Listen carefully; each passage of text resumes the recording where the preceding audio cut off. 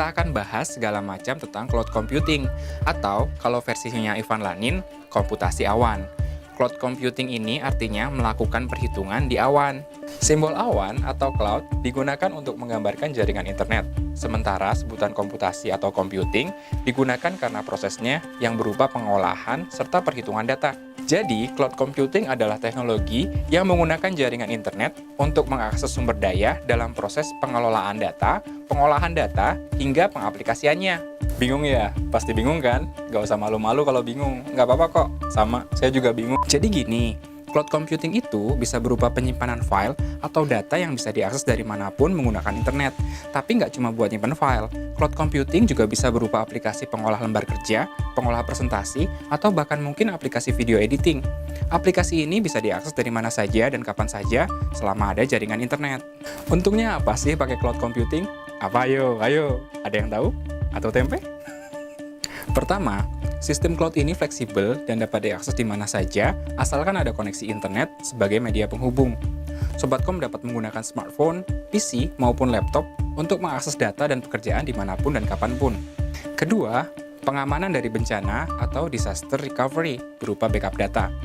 Jadi, pengguna maupun perusahaan yang menyimpan datanya di main server tidak perlu khawatir jika terjadi bencana. Data akan tetap aman karena berada di lokasi server yang lainnya.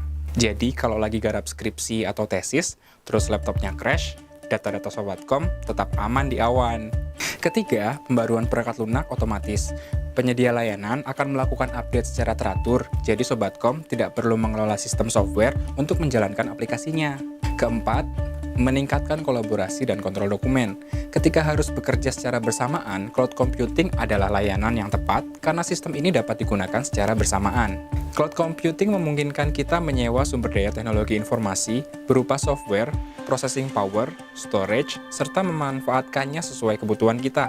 Tren membeli serta melakukan pemeliharaan server dan aplikasi yang mahal pun kini bergerak menuju metode penyewaan IT sesuai kebutuhan, mengingat harga server dan infrastruktur yang lumayan mahal.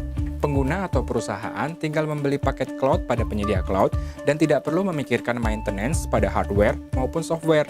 Dengan cloud computing, jumlah komputer dan perangkat infrastruktur yang melekat pun dapat dikurangi secara signifikan. Jadi gitu Sobatkom, cloud computing ini sangat membantu kemudahan dan efisiensi proses pengerjaan segala sesuatu yang berhubungan dengan pengelolaan data atau file. Kode QR merupakan singkatan dari Quick Response atau respon cepat. Kode QR perkembangan dari kode batang atau yang disebut dengan barcode. Diciptakan pada tahun 1994 oleh Denso Wave, anak perusahaan Jepang di Toyota Group. Tujuan utama kode QR yaitu agar dapat dengan mudah dibaca oleh pemindai QR atau yang disebut dengan QR scanner, sehingga dapat menyampaikan informasi dengan cepat dan mendapat respon yang cepat pula.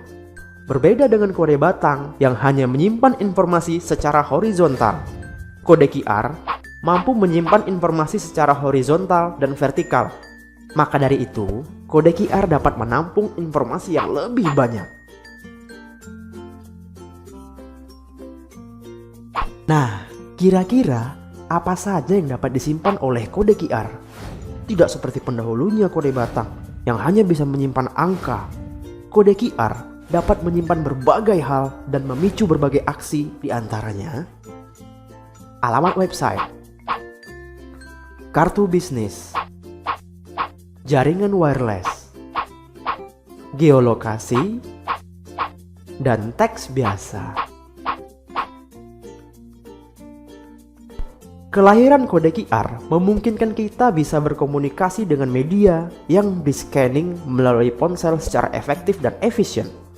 Kode QR berfungsi bagaikan tautan fisik yang menghubungkan secara cepat konten online dengan dunia nyata. Jika di dunia maya kita memiliki click here, maka di dunia nyata kita punya scan me.